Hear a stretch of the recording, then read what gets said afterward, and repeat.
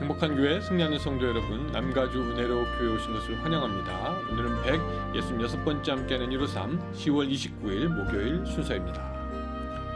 캘리포니아에 이제 2년 6개월째 사는 저에게 LA 다저스가 우승했다라는 사실은 예년과는 좀 다르게 다가왔습니다.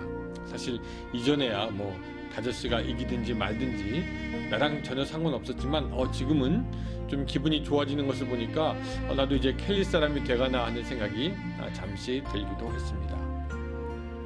그리스도인이 되기 전에는 예수님, 성경, 교회 나랑은 상관없다고 사람들은 생각했을 것입니다. 그러나 그리스도인이 된 후에는 예수님이 우리들의 삶의 절대적인 존재가 되는 것을 우리가 압니다. 여러분은 그렇다면은 예수님이 또 그 말씀이 얼마나 중요한 존재로 여러분들 가까이 느껴집니까? 마치 제가 예전에 LA 다저스가 이기든지 지든지 상관 안 하던 것처럼 멀리 느껴지십니까? 아니면은 하루 동안 살면서 가장 많이 생각해보고 묵상해보는 가장 중요한 존재입니까? 여러분들의 삶에 예수 그리스도가 중심으로 서기를 바랍니다.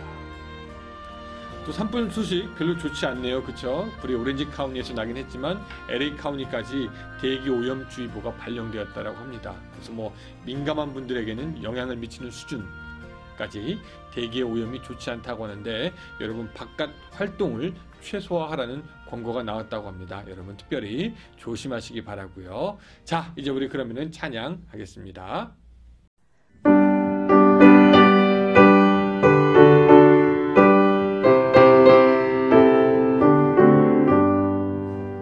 이 몸의 소망 무언가 우리 주 예수뿐일세. 우리 주 예수 밖에는 믿으리 아주 없도다. 주 나의 반석이시니 그 위에 내가 서리라. 그 위에 내가 서리라. 무섭게 바람 부는 밤 물결이 높이 설렐 때 우리 주 크신 은혜에 소망에 닿을 주리라.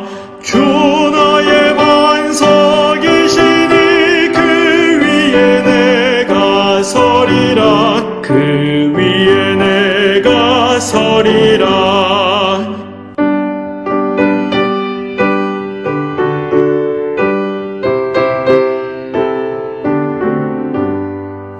세상에 믿던 모든 것 끊어질 그날 되어도 구주의 언약 믿사와 내 소망 더욱 크리라. 주 나의 반석이시니 그 위에 내가 서리라. 그 위에 내가 서리라. 바라던 천국 올라가 하나님 앞에 배울 때 구주의 의를 힘입어 어여시 바로 서리라. 주 나의 반석이시니 그 위에 내가 서리라. 그 위에 내가 서리라.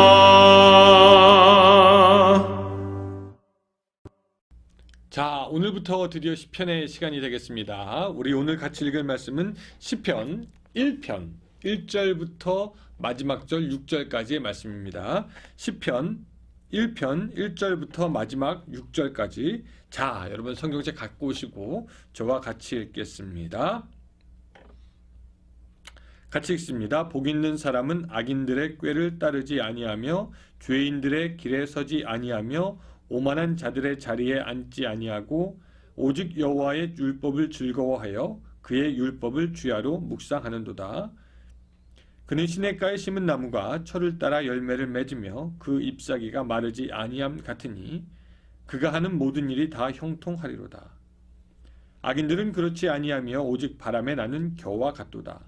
그러므로 악인들은 심판을 견디지 못하며 죄인들이 의인의 모임에 들지 못하리로다.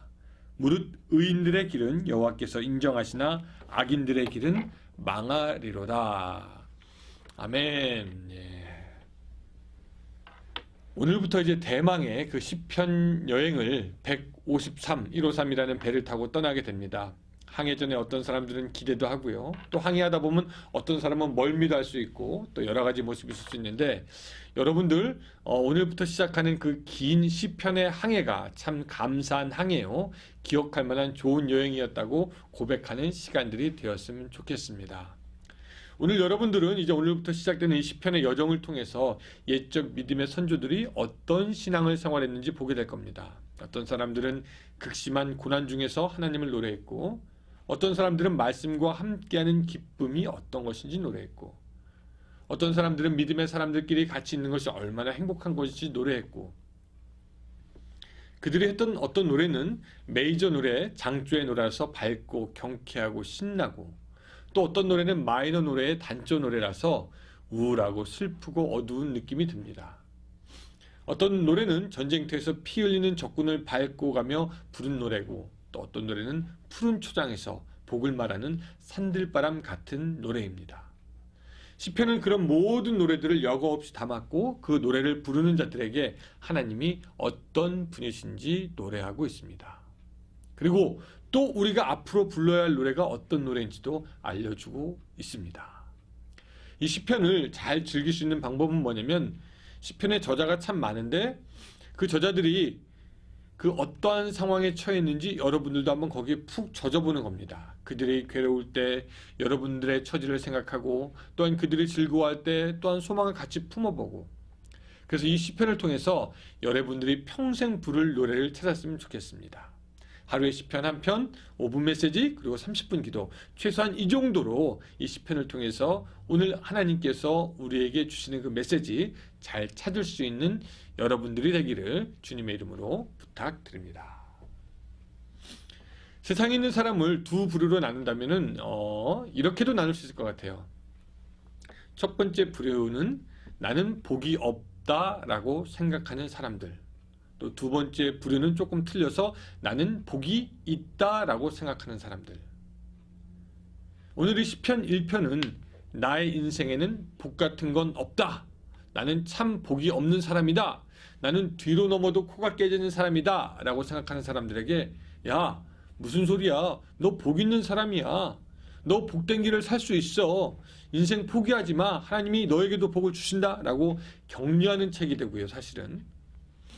반면에 두 번째 부류, 나는 복이 있다라고 생각하는 사람들에겐 경고를 줍니다.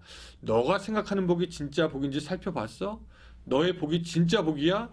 진짜 복은 이런 거야. 진짜 복된 삶은 이런 거야 라고 우리에게 말해주는데, 자, 그렇다면은 복이 있는 사람은 어떤 사람인가? 오늘 성경 본문에서 좀 찾아보려고 합니다. 1편에서 복이 있는 사람이 어떤 사람이냐, 여러 가지로 정의할 수 있지만 저는 이렇게 정의했으면 좋겠습니다. 뭐냐면 뒤돌아 앉는 사람이 복이 있는 사람이다. 좀 뜬금이 없나요? 뒤돌아 앉는 사람이 복이 있는 사람이다. 이게 무슨 말이냐면은, 먼저 복이 없는 사람들의 모습을 좀 보면 될 것 같아요. 이 복이 없는 사람들은 여기서 보니까 악인의 꾀를 따릅니다. 여기는 거짓 지혜, 세상의 지혜, 사탄의 속임수, 또 내 자신에게서 나오는 간교한 꾀도 있겠죠. 더 좋은 것, 나를 만족시키는 것을 따라서 이리저리 돌아다니며 무엇 하나 걸리기를 바랍니다. 마치 들깨가 먹을 것을 찾아 여기저기 돌아다니듯이 말입니다. 이런 악인들은 어디서 누가 성공했다, 누가 무엇 했는데 잘했다, 거기가 뭐 된다 라는 말을 들으면 그쪽으로 가서 아예 죄의 길에 서게 됩니다. 그 전까지는 여기저기 돌아다니면서 죄를 찾다가 이제 죄의 길을 따르게 되는 것입니다. 죄의 길에서 만족을 찾습니다. 죄의 길에서 이것이 인생의 성공인가 합니다. 친구 따라 강남 간다고 죄의 길로 완전히 접어들게 되고요. 여러분, 그 길의 끝이 어디냐면 결국 오만한 자의 자리에 앉게 되는 것입니다. 스스로 가는 죄의 길이 최고의 길이라고 교만하게 생각하고 그 자리에 앉아버립니다. 여러분, 실제로 죄를 짓는 사람들, 악인들 만나보면 굉장히 교만하고 오만한 것을 알 수가 있습니다. 여기서 잘 보면 어떤 패턴이 보여요. 어떤 패턴이 보이냐면은 돌아다니면서 죄를 따르다가 죄인의 길에 서게 되고 나중에는 앉아버립니다. 다시 한번 어떤 패턴이냐면 돌아다니면서 죄를 따르다가 죄인의 길에 서게 되고 아예는 앉아버리는 거죠. 아마 여러분들 주위에도 이런 패턴을 따른 사람이 있을 수도 있겠습니다. 악을 찾아다니다가 악의 길에 들어서게 되고 나중에는 악과 같이 앉아버리고 거기서 둥지를 틀고 살게 되는 것 말입니다. 반면 복이 있는 사람은 그런 길, 그런 자리에서 아예 돌아서는 사람입니다. 우리가 어떤 단호한 의지 같은 것을 나타낼 때 휙 돌아선다 뭐 이런 말 쓰지 않습니까? 아예 그런 쪽에서 휙 돌아서서 여호와 하나님의 말씀을 파고 묵상하기 시작합니다. 여러분, 이것이 바로 성경이 말하는 진정한 복 있는 사람의 삶입니다. 세상에 허탄한 것이나 나 자신의 그 욕심을 따르려는 그 마음에서 돌아섭니다. 그리고 마음을 정해서 말씀을 묵상하고 그 말씀대로 살아가는 삶을 선택하는 것이죠. 세상의 눈으로 볼 때는 그렇게 재미없는 삶이 없고, 세상의 눈으로 볼 때는 그렇게 어리석어 보이는 삶이 없고, 세상의 눈으로 볼 때는 그렇게 엉뚱해 보이는 삶이 없어 보이지만, 그렇게 악으로부터 확 돌아서서 마음을 정해서 말씀을 묵상하고 말씀과 동행하는 삶을 살아가는 것이 정말 복된 삶이라고 우리에게 말씀하고 있습니다. 나는 복이 없다라고 생각하는 사람, 바로 이게 복이야 얘기하는 것이고, 엉뚱한 세상의 복을 복이라고 하는 사람들에게 바로 하나님의 말씀을 따라가는 것이 진짜 복이라고 오늘 1편은 말씀하고 있는 것입니다. 그래서 저는 여러분들에게 사실 묻고 싶어요. 여러분들은 용기 있는 자입니까? 세상에 대해서, 악에 대해서 확 돌아앉아서 나는 하나님의 말씀을 선택하고 그분과 함께 할 것이라고 다짐하는 그런 담대함이 있으십니까? 복이 있는 인생은 어디서 시작하냐면 담대함에서 사실 시작합니다. 누가 뭐래도 나는 영원히 변치 않을 하나님을 나의 기초로 삼겠다. 나의 삶의 방향으로 삼겠다. 나의 길로 삼겠다. 나는 말씀의 길을 걸을 것이다 라고 하는 고백하는 그 담대함과 단호함이 바로 복이 있는 인생의 출발이 되는 것을 믿으시기 바랍니다. 여러분, 요셉의 삶이 그렇지 않습니까? 그가 애굽 사람 보디발의 집에서 노예가 되어서 살 때 그 집의 여주인으로부터 유혹을 받죠. 그때 그는 뭐라고 얘기했냐면 내가 어찌 큰 악을 행하여 하나님께 득죄하리이까 라고 고백하는 것을 우리가 봅니다. 여러분, 이게 세상 사람들의 눈에는 어리석어 보이죠. 여주인에게 더 잘 보여서 무엇인가 더 얻을 수도 있고, 잘 챙겨서 한몫 얻을 수도 있고, 또 그 몸이 편할 수도 있고, 또 끓는 청년의 정욕도 채울 수 있으니 더할 나위 없이 좋은 기회인데 요셉은 확 돌아섭니다. 그리고 하나님께 범죄할 수 없습니다 라고 고백합니다. 그리고 그의 삶은 뭔가 그 이후에도 잘 풀리지 않는 것처럼 보이지만 결국 하나님께서 그에게 복에 복을 더하셨던 것을 우리가 기억합니다. 여러분, 복이 있으신 분이십니까? 그럼 그 복은 세상을 등지고 여호와 하나님을 선택함으로 받은 복입니까? 아니면은 세상에서 그냥 웬만큼 사는 것으로 복이 있다고 생각하는 것입니까? 여러분, 복이 없으십니까? 여호와께로 더 향해서 세상에 대해서는 뒤돌아 앉을 수 있으시기를 바랍니다.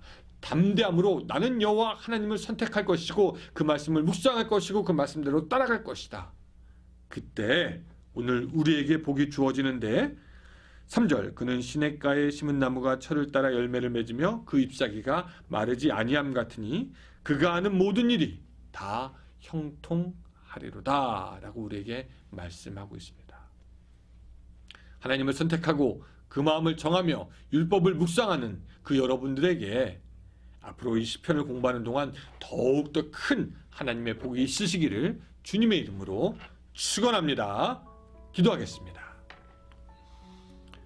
주님, 시편 1편에서 우리에게 말하는 복은 하나님 편에서 하나님의 말씀을 묵상하고 하나님의 말씀을 지키는 것이 인생의 진짜 복이라고 말씀하고 있습니다. 하나님, 우리가 이때까지 가짜 복을 따랐다면 이제는 버릴 수 있도록 도와주시고, 진짜 복을 따르고 있었다면 더욱더 결심하여 그 걸음 흔들리지 않도록 주여 도와 주시옵소서. 우리들 평생에 형통하게 열매 맺는 삶 살아갈 수 있도록 도와주시고, 우리 자신의 연약함과 죄로 인해서 죄의 열매를 맺는 것이 아니라 선한 성령의 열매들을 맺어가며 모든 일을 하든지 다 형통해지는 그런 하나님의 큰 복이 우리 가운데 있게 하여 주시옵소서. 하나님, 오늘 또 시작됩니다. 이 하루도 지켜주시고 하나님 승리케 하여 주셨기를 간절히 바라고 원하오며 예수님의 이름으로 기도드리옵나이다. 아멘.